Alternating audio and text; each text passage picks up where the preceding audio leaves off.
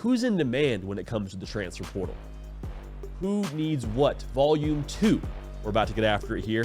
Auburn, a school that I'm watching very closely this portal cycle. I expect them to be active.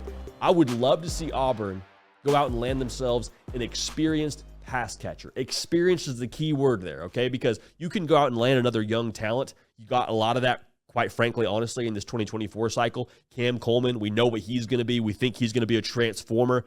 Last year, Auburn did not have a receiver, or a pass catcher for that matter, go over 500 yards. Now, some of that's on Peyton Thorne. Some of that's on the offense still kind of finding their footing overall with the quarterback that missed all of spring practice. Some of that's on that, that receiving core. Bottom line, they got to get better there. Their tight end, Rivaldo Fairweather, is put together like an action figure. I expect him to be phenomenal this season. He was their leading receiver a season ago, but you got to have something on the perimeter to threaten defenses, especially in this Hugh Freeze offense with how they want to put strain on the edges of a defense. That has to be the case. So it would serve a couple of purposes if you bring in Keandre Lambert-Smith, who again is visiting Auburn this weekend. If you can bring someone in with experience of his nature, you take attention off of Cam Coleman. You can't just double the freshman and try and put all the pressure on him to make plays. No, you spread it out a little bit. Also, you bring in somebody, like I said, a experienced pass catcher would help mentor Cam Coleman.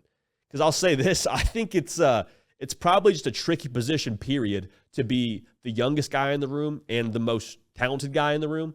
Now, depending on who they're bringing in there, he still may be the most talented guy in the room, but if you bring someone in who has some skins on the wall, they can sort of take Cam Coleman under their wing, help his progress. Hey, Cam, here's how we watch film. Hey, Cam, here's what we do after practice to get extra work. Here are the things that are necessary for you to have success at the college level. Now, he's going to have success either way, but I'm telling you, having a big brother of sorts in that receiver room with him who's played at a high level and has proven he can ball, I think that would go a long way for Cam Coleman. Last thing here, someone to help Peyton Thorne. That's massive. We talk a lot about his progress, and I think the offense will be much improved because of Hugh Freeze running the show and all the things he's going to do from that front and because of the confidence for Peyton Thorne. But the more answers you give your quarterback, the more confident he is going into a game and the better he should feel within the flow of a game, knowing, hey, so-and-so's kind of having trouble getting going. They're doing a great job taking away my first option. I'm going to go to my second option. I'm going to go to our other receiver. So more answers, more options. Would love to see Auburn go and grab an experienced pass catcher on that front. Miami. They've already been active this portal cycle. They already went out and got Cam Ward, who's going to be a game changer for them, who we'll talk a little bit more about here later in the show. I would love to see them add some more balance to this offense because last year they were really effective in being balanced. I mean, they ran the ball at like 5 yards a carry as a team, but you lose your leading rusher in Henry Parrish, ran for 625 yards in 2023. Yes, you bring back Mark Fletcher, but I think depth is going to be crucial for them to have the kind of season they want to have, especially at that running back position. I've been pounding the drum here for Damian Martinez for a little bit. That makes all the sense in the world to me because if you add someone who is a legitimate threat in the backfield and you have depth there with that young buck in Fletcher, you're able to then really put defenses in a bind because at that point, you can't stack the box because of what Cam Ward's going to do pushing the ball downfield. That's first. Second, if you're not able to stack the box, well, then we got a battering ram in a Damian Martinez to be able to make you pay and to be able to keep that number right around 5 yards a carry. So at that point, you're between a rock and a hard place as a defense. I think that would make for some really, really potent offensive games for Miami going into 2024. Oklahoma, it's no secret, man. The good folks in Norman, they are looking high and low for offensive linemen. Now, that's not me telling you that you don't trust Bill Bedenbaugh. You do. But at the same time, you have a year one quarterback in the most vicious conference in college football that is the SEC. You cannot be one-dimensional. You got to, one, protect him as much as possible and give him a little bit of security when he drops back there. But at the same time, you got to make sure that defenses understand, hey, we can move the line of scrimmage if we choose to do so. And I'm not saying you got to be dominant, but I think you have to provide some insurance and provide some security for your first-year quarterback in the most difficult conference in all of America. So I expect them to be aggressive. They're replacing essentially the entire offensive line.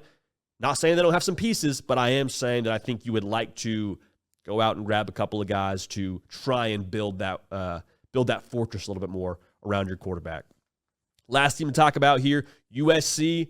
The defensive line is where I would look most closely if I'm a Trojan fan. And everyone's looking for defensive linemen, man. We talked about two other teams yesterday in Texas and Oregon that are both probably going to be in the market for some defensive tackles.